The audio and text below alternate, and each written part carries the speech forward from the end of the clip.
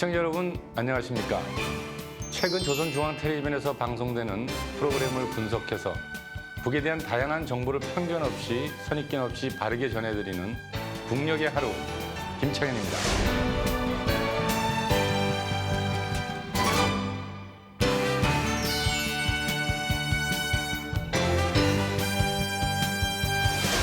반갑습니다. 이은혜입니다.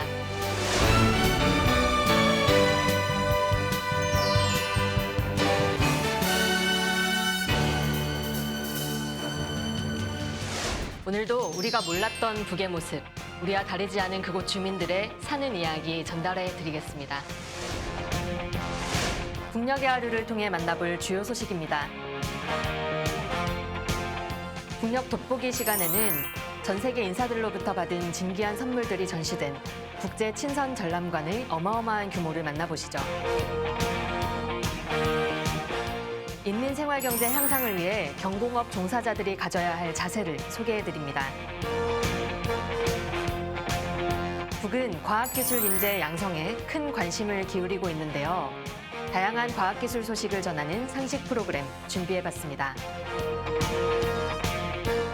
북의 이모저모에서는요, 무더운 날씨, 가슴속까지 시원해지는 북의 물 분수쇼와 온몸으로 만들어낸 그림자로 꾸며진 그림자 무용극도 만나보시죠. 북에서는 대금을 저대라고 하는데요. 어떤 차이가 있을지 민족악기 저대에 대해 알아보시죠.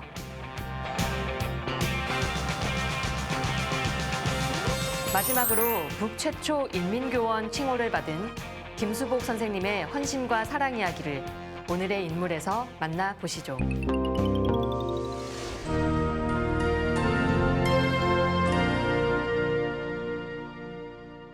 북의 오늘을 구석구석 들여다보는 북녘 돋보기입니다. 여러분, 세상에서 가장 고립된 나라를 하나 뽑으라면 여러분 뭐라고 답하시겠습니까? 혹시 북은 아니실런지요? 안타깝게도 북에 대한 가장 강한 편견이 바로 북은 다른 나라들과 전혀 교류가 없을 거라는 생각이지요. 하지만 오늘 이곳을 보신다면 그 편견이 완전 깨지실 겁니다. 네, 그래서 준비했습니다. 오늘 첫 번째 돋보기, 묘향산 자락에 있는 국제 친선 전람관입니다. 세계 각국에서 김일성 주석과 김정일 국방위원장, 김정은 총비서에게 보내온 선물이 전시되어 있다고 하네요. 노대 위에 올라서니 천하졸승 예로구나. 묘향산 절경이야 달고붙어 있는 것을 전람관 여기 서사 푸른 수녀 날의 편이 민족의 존엄 빛나 빌어봉 더욱 높네. 만산의 붉은 단풍 가을마다 붉었으리 노동당 새 시대의 햇빛도 찬란하니 단풍도 고하라 더욱 붉게 물들면서 산천에서 놓느나 이 나라 새 역사를. 사대로 만국으로 순환도 많던 땅에 온 세계 친선사절 구름같이 찾아든다. 5천년 역사국에 처음 꽃핀 이 자랑을 금수강산 더불어 후손만대 물려주리.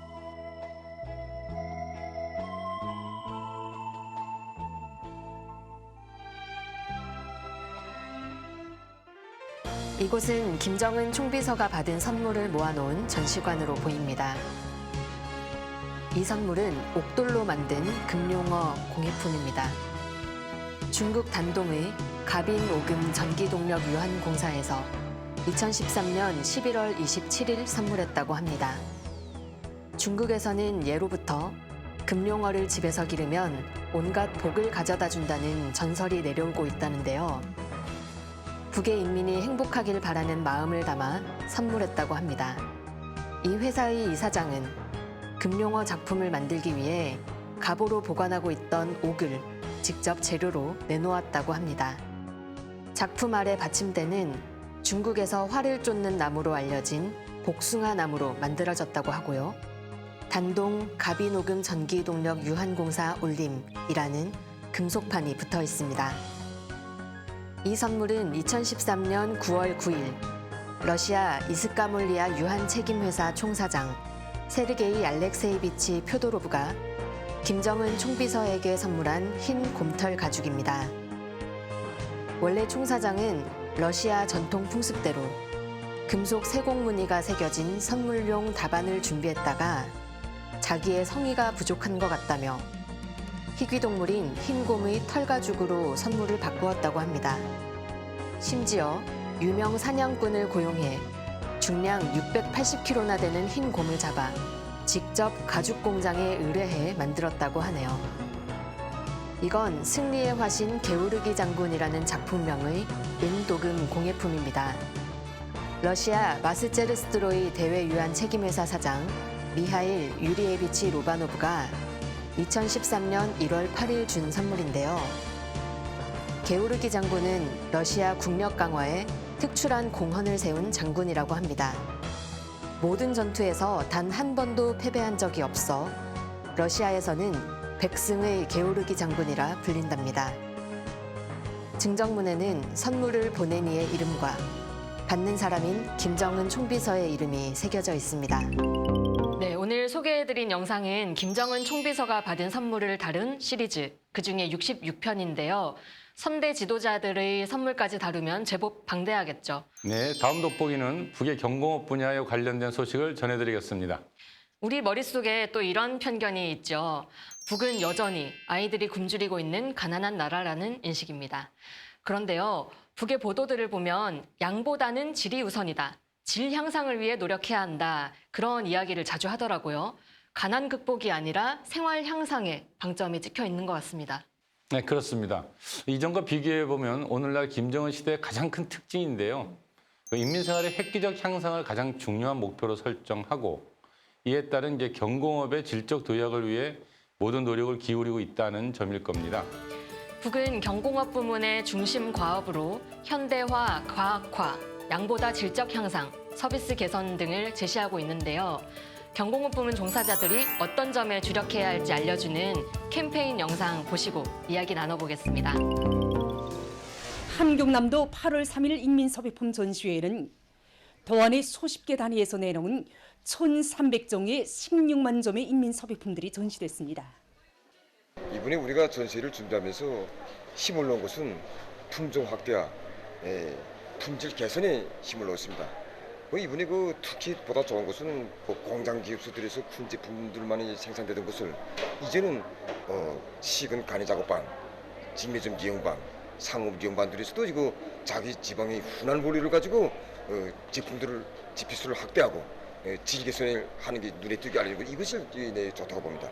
그리고 또 함흥 평제공장에서 여성들이 보기도 좋고 쓰기도 영 편리하고 품질도 좋은 이런 긴 양말들과 짧은 양말들이라든가 여러 가지 편집용의 제품들을 내놔서 사람들이 관심을 모으고 있습니다. 우리 북청의 흔한 육삼을 가지고 우리 영생산만에서 쓰기도 좋고 이제 건강에도 유리한 체약 모자를 비롯한 여러 가지 제품들을 많이 만들어냈습니다. 이번 전시회 과정을 통하여 우리 가내반에서도 마음 먹고 달라붙으면 얼마든지 이민들 호평을 받는 여러 가지 질 좋은 제품들을 만들 수 있다는 확신을 가지게 되었습니다. 평안북도 인민소비품 전시회에는 도안의 공장 기업소 간의 생산 협동조합들에서 생산한 1,262여 종의 6만 6,100여 점의 인민소비품들이 전시됐습니다. 전시회에서는 국내 원료에 의거해서 제품 생산을 실현하고 또 도안 창작과 설계를 특색 있게 한 신의주 화장품 공장과 신의주 가방 공장, 그리고 자기 지방의 원료에 의거해서 인민들이 선호하는 제품들을 많이 출품한 창성군과 곽산군, 향산군과 정주시가 우수한 평가를 받았습니다. 황리남도 8월 3일 인민소비품 전시회에는 도안의 많은 단위들에서 지방 원료와 자원에 의거해서 만든 1,342여 종의 8,000여 점의 인민소비품들이 출품됐습니다. 전시회에서는 령년군에서 내놓은 소지 제품들과 해조시, 청단군, 배천군들에서 출품한 각종 소물 제품, 경공업 제품들이 맵시 있으면서도 질이 좋아서 사람들의 관심을 모았습니다. 네, 경공업 분야 일꾼들이 할 일이 참 많겠네요.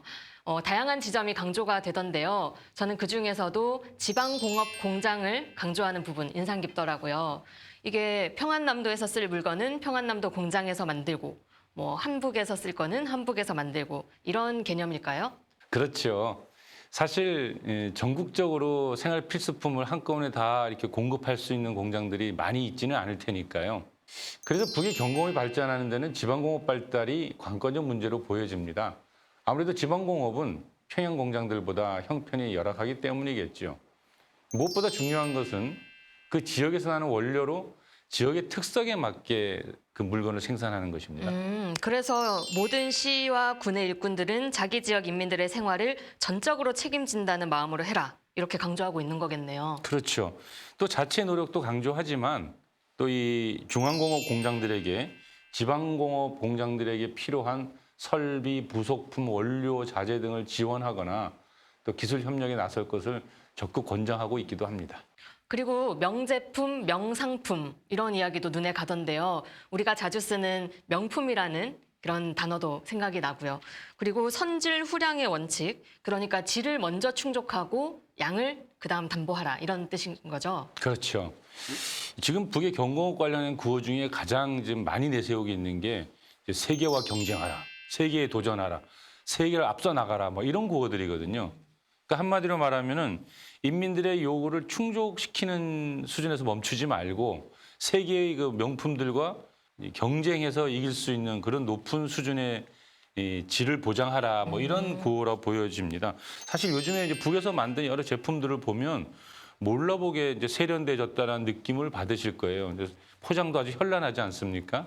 그러니까 이런 게 이제 인민들의 의견도 수렴하고 지난 시간에도 우리 얘기했지만요. 그리고 서비스도 몰라보게 달라지고 그러니까 경공업 수준이 아주 날이 다르게 이제 바뀌고 있다 이렇게 보여집니다. 네. 이런 북을 두고 여전히 아이들이 굶고 있다는 식의 시선. 정말 다시 한번 되돌아봐야 할 문제인 것 같습니다. 그렇습니다. 많은 50대들이 어린 시절 동네 양조장에 아버지 막걸리 심부름했던 기억을 갖고 있습니다. 아련한 추억일 뿐 현재 양조장은 없습니다. 그렇듯 고난의 행군 시절 낙후된 상황을 현재 북의 모습과 겹쳐 생각해서는 안 될 것 같습니다. 세상은 눈부시게 변하고 있는데 북에 대한 우리의 사고는 여전히 고난의 행군 시절로 머물러 있는 것이 아닌가 이런 생각이 듭니다.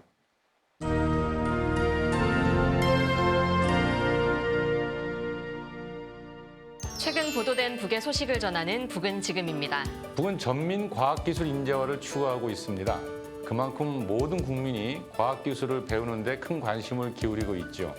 그래서겠죠. 조선중앙텔레비전에서도 과학 관련 프로그램 심심치 않게 볼 수 있는데요.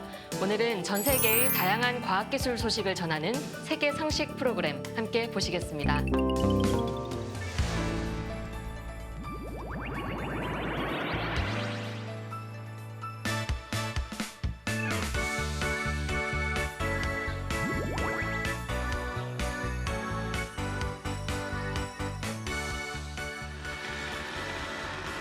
이 배는 어느 한 나라의 과학자들이 새로 발명한 날아다니는 배입니다. 이 배는 전기를 동력으로 하고 있습니다. 비행기가 내륙할 때처럼 배에 탄 여객들은 안전띠를 메고 있습니다. 그것은 배가 처음 속력을 낼 때 비행기의 내륙 상태처럼 되기 때문에 안전성을 보장하기 위해서입니다. 수중 날개들은 물밑 날개와 같이 움직이며 보트의 선체를 공중으로 들어올려서 물의 마찰을 약 80% 줄일 수 있습니다. 그리고 축전지의 힘으로만으로도 먼 거리를 항행할 수 있습니다. 이들의 말에 의하면 한 세기 전에 이런 수중 날개 보트에 대한 시험이 처음으로 이 호수에서 진행됐다고 합니다. 그때 그 기술은 후에 여객선에는 이용됐지만 유람보트에는 이용되지 못했다고 합니다. 그것은 날개들이 삐어져 나오기 때문에 유람보트를 이용하기가 매우 불편했기 때문이라고 합니다. 기술자들은 수중 날개의 이러한 결점들을 퇴치하고 더 효과적으로 개조했습니다. 날개들을 선치 안으로 들여보냄으로써 해변가로 보트를 끌어올릴 때 지장이 없도록 했습니다.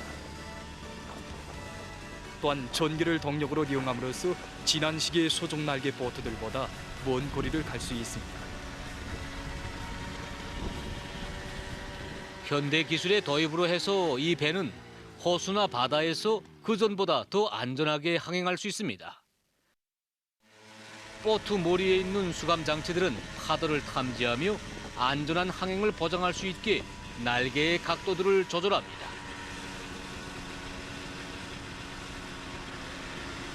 배의 로종을 추적하고 축전지와 음악 그리고 조명을 자동적으로 조정할 수 있는 이 보트는 다른 보트에 비해 조정하기 아주 쉽다고 합니다. 개발자들은 이 보트를 앞으로 더 많은 여객들을 태울 수 있는 배로 개조하려고 계획하고 있습니다.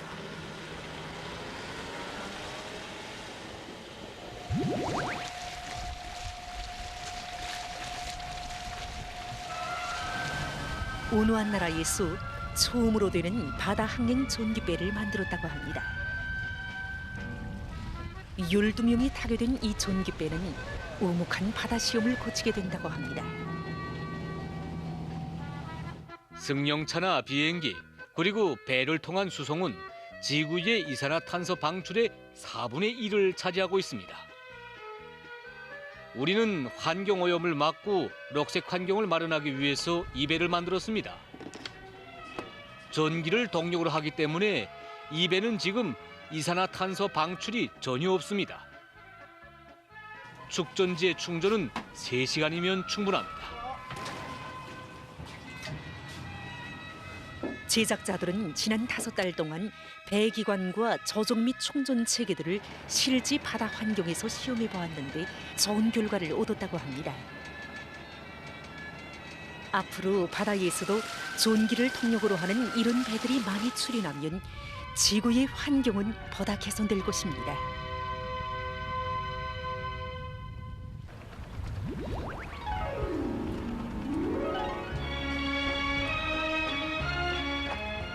온화한 나라에서 해양 흡진기라고 하는 배를 만들었습니다.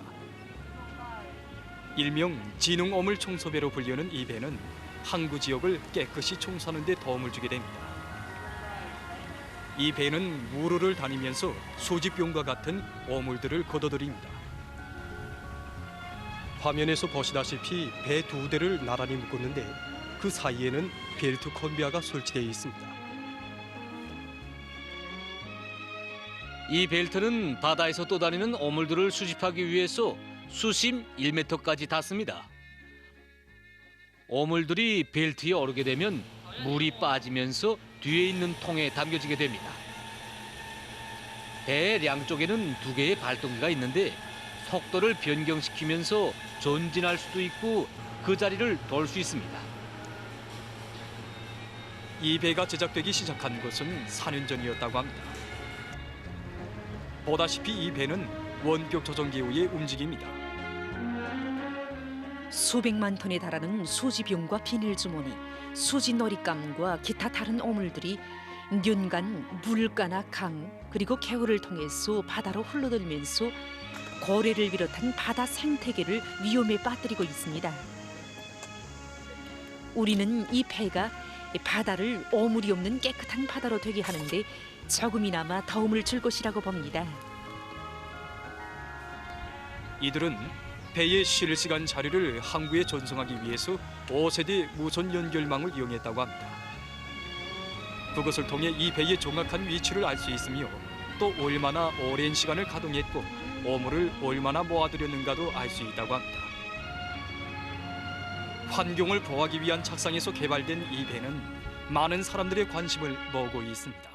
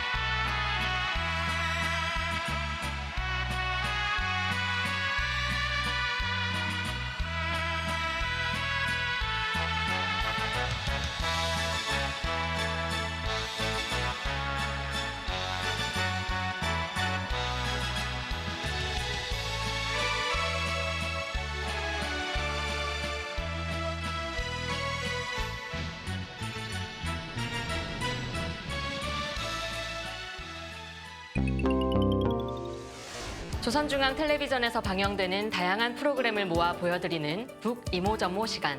오늘은 시원한 분수쇼로 시작해봤습니다. 이어서도 어떤 흥미로운 방송이 준비되어 있을지 기대하셔도 좋습니다.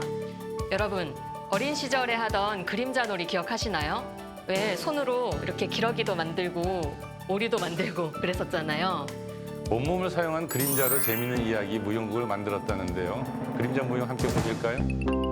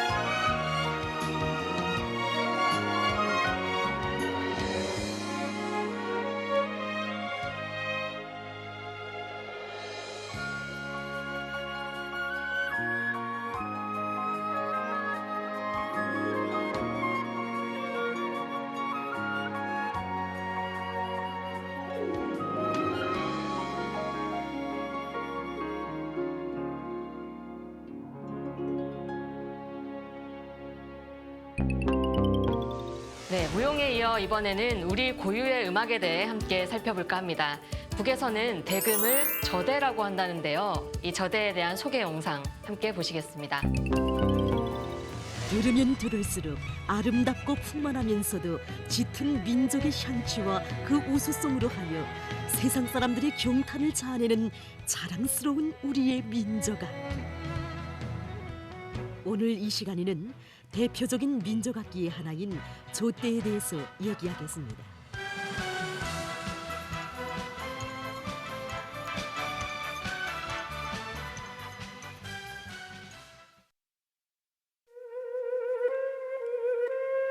조 대는 전통적인 우리나라 민족 목관악기의 하나로서 무려 1,수백여 년의 역사를 가지고 있습니다. 5세기 초에 세워진 독흥리 벽화 무덤에 바로 조대를 부는 사람의 모습이 그려져 있는데, 이것은 우리 조대의 발생 연도가 5세기 이전이었다는 것을 명백히 시사해주고 있습니다. 이것이 바로 고구려 시기 우리 선조들이 만들어 이용한 조대인데 참대를 재료로 하고 있습니다. 화면에서 보시는 바와 같이 6개의 서리 구멍과 타원형으로 된 취구가 있고 1개의 갈총 구멍이 있습니다. 조대는 악기의 모리 부분을 왼쪽 어깨에 올려놓고 입술을 타원형의 취구에 대고 불었으며, 전통적인 주법인 롱음 연주는 악기를 잡은 왼팔의 팔굽을 아래 우로 움직이면서 했습니다.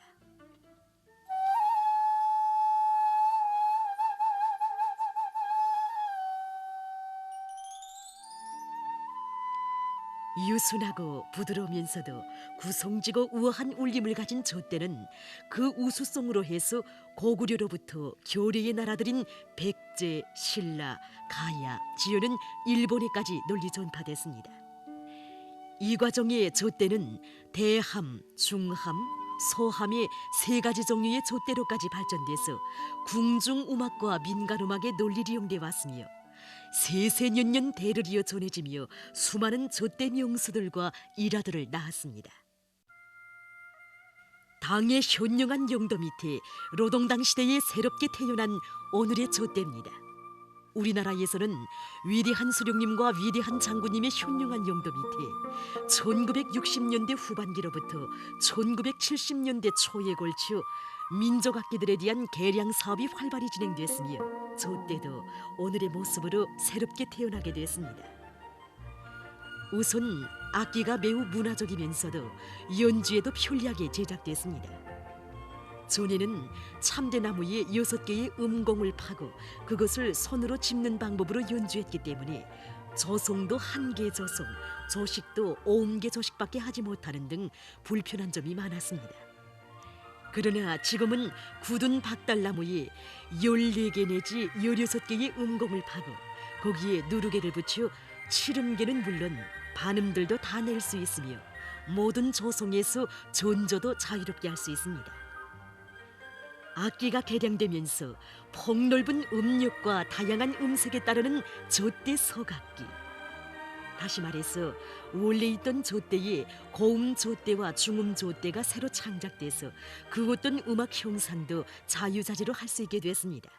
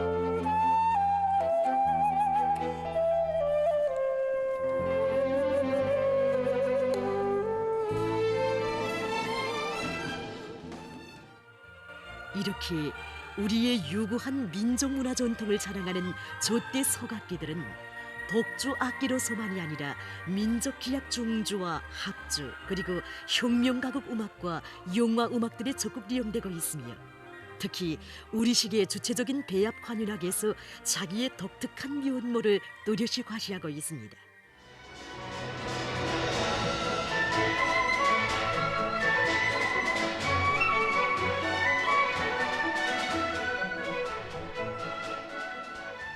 또한 민족 악기들인 가야금, 장구, 오은금과 함께 유치원 어린이들로부터 학생, 전문 예술 분야에 이르기까지 그 활용 범위가 대단히 넓으며 군중 문화 예술에도 적극 도입된 대중화된 악기로서 시대의 벅찬 숨결에 그윽한 민족적 향취를 더해주고 있습니다.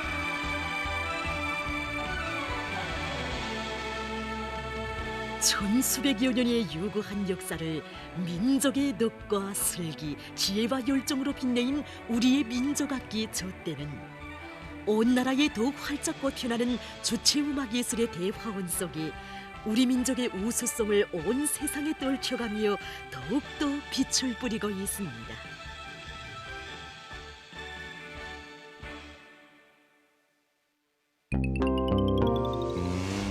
소리만 들어도 마음이 참 편안해집니다. 저도요. 남과 북이 정치나 군사적으로는 당장 화해하지 못하더라도 이런 민족음악, 민족무용을 서로 교류하고 함께 연구하면 얼마나 좋겠습니까? 우리 통일TV가 그날을 앞당기는 역할을 해야 되겠지요. 다음 이모저모는 무엇입니까? 네, 이번에는 어린이들을 위한 시간입니다. 어디에서 잃어버렸을까요? 우리 함께 찾아볼까요?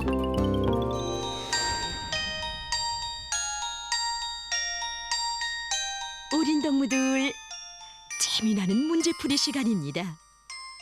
이 책들엔 흥미있는 문제들이 많답니다.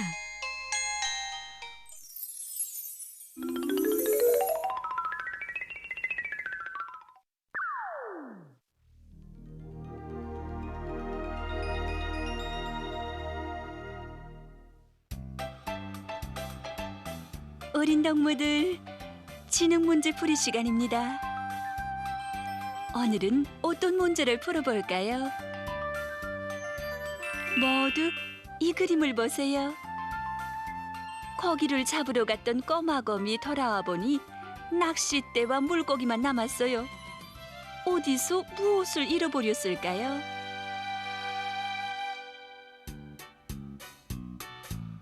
자, 그럼 우리 이 문제를 중구역 대덕문 유치원 전용주 어린이와 함께 풀어봅시다.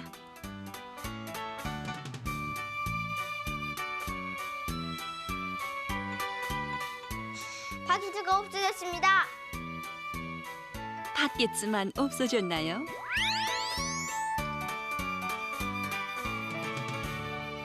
이 문제를 풀자면 첫 번째 그림부터 하나하나 자세히 살펴보면서 무엇이 없어졌는가를 곰곰이 생각해봐야 한답니다.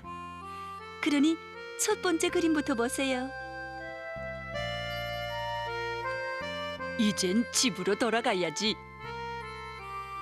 꼬마곰이 낚시질을 다 하고 집으로 가려고 합니다. 꼬마곰에게 어떤 물건들이 있는가를 자세히 살펴봐야 합니다.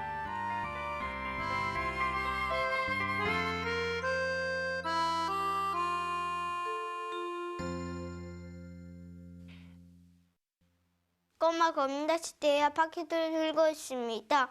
그리고 이 앞에 보여주는 빨간 창안은 꼬마곰의 것입니다. 알랭 모자도 있습니다. 전용주 어린이가 잘 찾았습니다. 어린 동무들도 모두 그렇게 찾았겠지요? 그럼 두 번째 그림을 보세요. 좀 놀다가 가야지.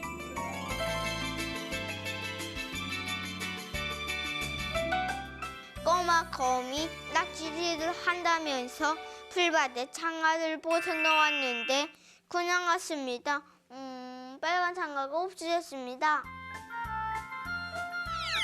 옳습니다. 전용주 어린이가 대답을 잘했습니다. 이 문제는 처음에 꼬마곰에게 어떤 물건들이 있었는가를 계속 생각해보면서 답을 찾아야 한답니다. 세 번째 그림을 보세요.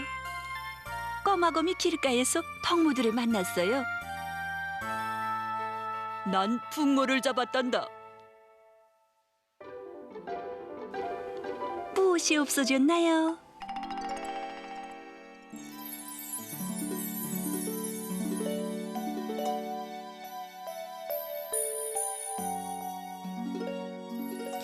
놀이터에서 꼬마 곰이 그네를 타다 보니 의자에 모자를 벗어놓았는데 그냥 쓰고 오지 않았습니다.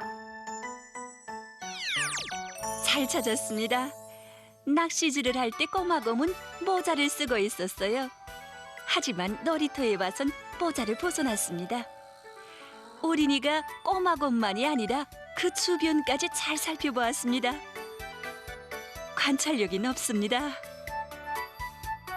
자, 이젠 마지막 그림을 봅시다. 실컷 놀고 난 꼬마곰이 집으로 왔습니다. 아니, 너 물건들을 어디서 잃어버렸니? 예, 물건이 또 없어졌어요.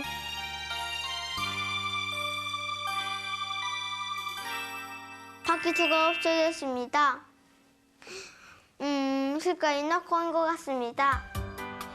예, 어라요. 전용주 어린이가 처음에 찾아보았던 바퀴수입니다.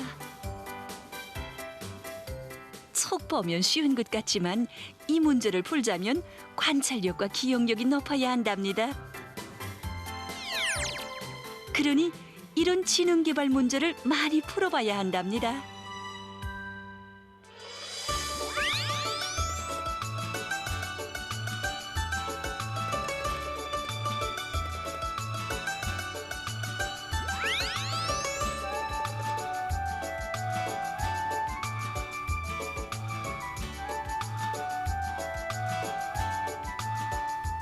참, 꼬마곰이 물건을 아무데나 넣고 건사도 잘하지 못하지요.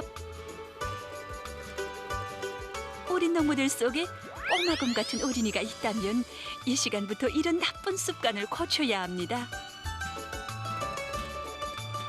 그러면 빨간 별 자랑이 더 많이 늘어날 겁니다.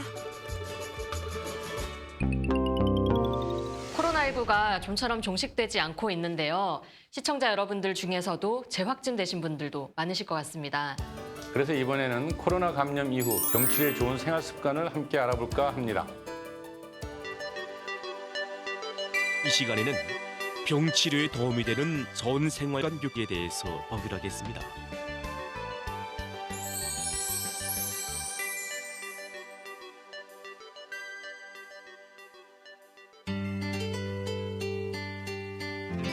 실내 공기관리와 청소를 자주 해서 항상 깨끗한 환경을 마련하는 것입니다. 공기관리는 매일 30분 이상 하루에 2번 내지 3번 정도 창문을 활짝 열고 하는 것이 좋습니다.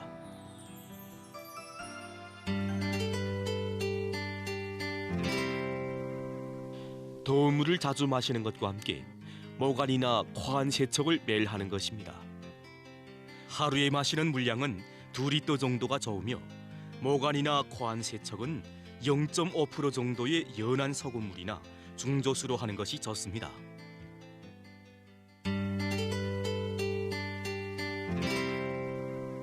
불안감이나 우울증 등 정신건강장애가 오지 않도록 가능한 것 가족들과 대화를 나누면서 좋은 기분을 유지하는 것입니다. 이때 병과 관련한 이야기를 지나치게 많이 나누는 것은 좋지 않습니다.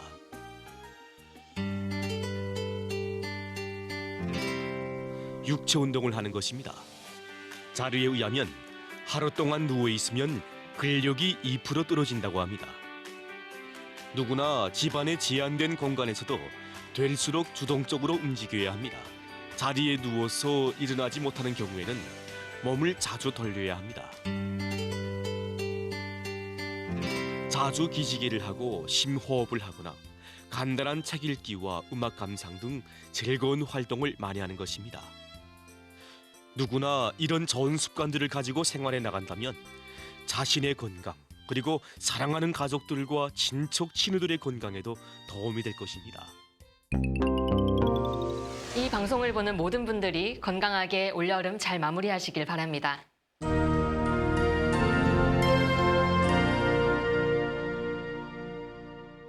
다음은 북에서 주목받는 사람들의 이야기를 전하는 오늘의 인물 시간입니다. 북에서는 교육부문에서 20년 이상 일하면서 북의 교육정책 실현에 특출한 공헌을 세운 선생님에게 인민교원이라는 칭호를 수여합니다. 이 인민교원이라는 칭호를 북에서 처음으로 수여받은 선생님은 누구일까요? 바로 오늘의 주인공 김수복 선생님입니다.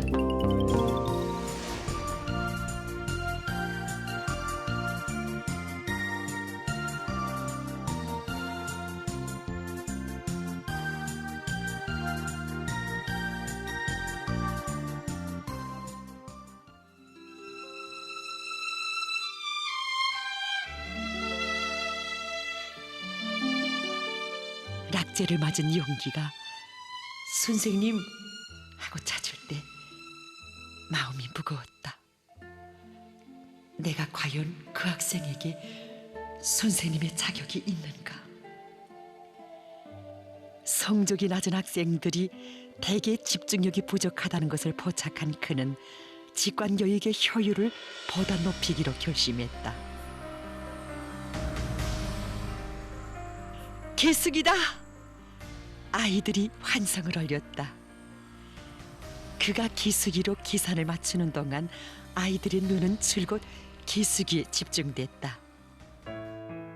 그는 교편물을 보다 실감 있게 만들기 위해 목수 도구도 그전이 갖추었고 미술가 동명을 찾아가 채색법도 배웠다.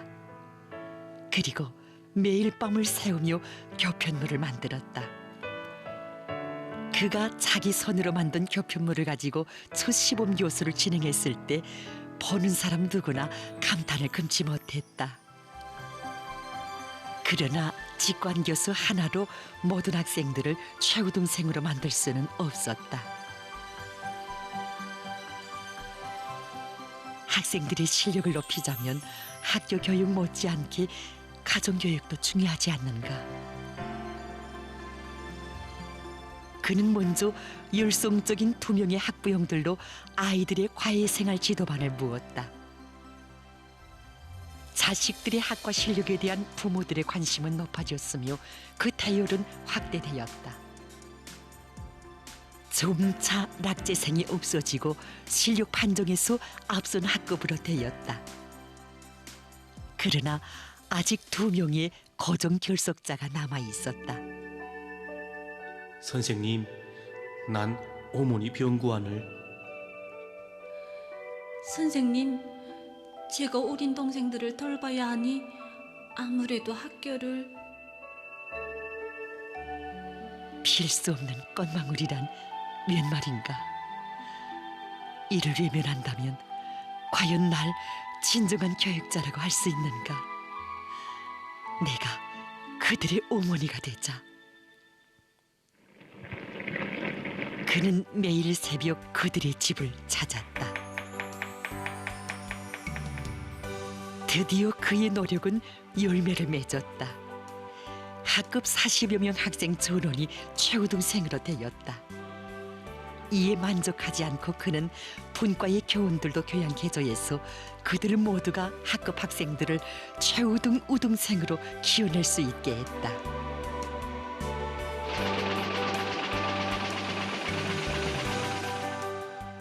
우리 수령님 기사를 보시고 김수복 교원은 교육학과 심리학에 다 같이 정통했다고 높이 평가해 주시며 그의 공산주의적 소행을 온 나라가 따라 배우도록 해주시었다.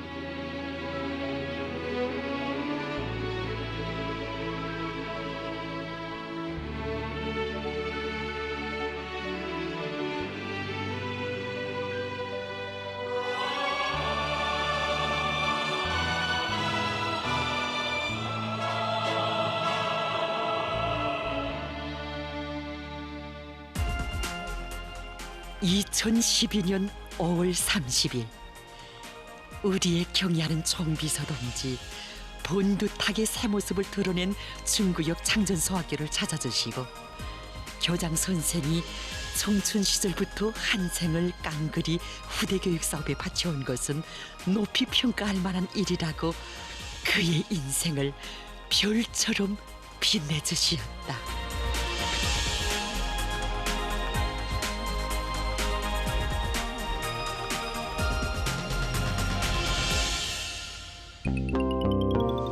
(5,500여 점이나 되는 교재물을 직접 만들고 학교에 못 나오는 아이들을 찾아다니며 가르치던 김수복 선생님의 이야기. 여러분은 어떠셨나요? 저는 어린 적 은사님 생각이 많이 났습니다. 특히 어렵던 시절의 선생님들은 인생의 스승이자 부모님 같은 역할을 많이 해주셨죠. 네, 저도 중학교 시절에 음악 선생님 생각이 많이 났는데요. 그분도 학생들에게 하나라도 더 가르쳐 주려고 새로운 도전이나 연구를 참 많이 하시던 분이었거든요. 시청자 여러분들도 인생의 스승 한 분쯤 계실 텐데요. 그 따스하던 시절을 돌이켜보는 시간이셨기를 바라겠습니다. 네, 김수복 선생님의 이야기까지 오늘 준비한 순서 모두 다 마쳤는데요. 여러분 오늘도 북과 조금 더 가까워진 기분 드시나요? 앞으로도 있는 그대로 북녘 소식 여러분께 꾸준히 전해드리겠습니다. 이어서 김창현의 한마디가 이어집니다. 끝까지 시청해 주시기를 바랍니다. 고맙습니다.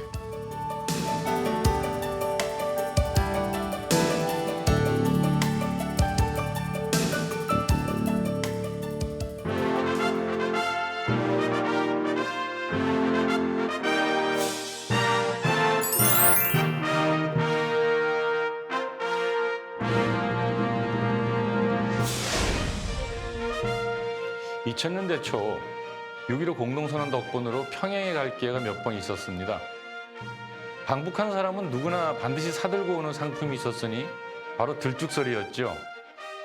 북에서 무척 자랑하는 도수 40도의 술인데 그곳에서도 꽤 고급 술이었던 걸로 기억합니다. 문제는 병먹이가 시원찮아 집에까지 들고 오면 절반은 쏟아지고 없어진다는 것이었죠. 아니, 인공위성을 쏘아 올리는 놀라운 첨단 과학기술을 보유하고 있는 나라가 어찌 병뚜껑도 제대로 못 만드냐? 함께 갔던 동료들이 투덜댔던 것이 생생합니다. 그렇죠. 바로 경공업이지요. 북은 그때만 해도 고난의 행군을 막 벗어나와 다시 경제를 일으켜 세우려 안간힘을 다하고 있었습니다. 경공업 수준이 아주 낙후되어 있었던 것이죠. 김정은 시대 접어들어 북은 틈나는 대로 경공업 발전을 강조하는데 그 이유가 다 있습니다. 고난의 행군을 거쳐오며 그 고생한 인민들의 삶을 향상시켜야 한다는 것은 그야말로 깊은 고심이 있기 때문이겠죠. 뿐만 아니라 장마당으로 불리던 종합시장으로 중국산 제품들이 인민들의 삶에 깊이 파고 들어와서 경제 발전에 장애를 주고 있기 때문일 것입니다. 북이 원료, 설비, 제품 모두 국산화하려는 노력은 참 눈물겹습니다. 윽박지른다고 인민들이 국산 물건을 사용하는 것은 아닐 테니까요. 질과 가격이 문제지요. 중국산보다 싸고 좋은 제품을 제공하는 것이 그 답일 것입니다. 어떨까요? 여러분이나 저나 북의 이 부단한 노력을 좀 더 길게 지켜보지 않으시겠습니까? 북녘의 하루, 김창현의 한마디였습니다.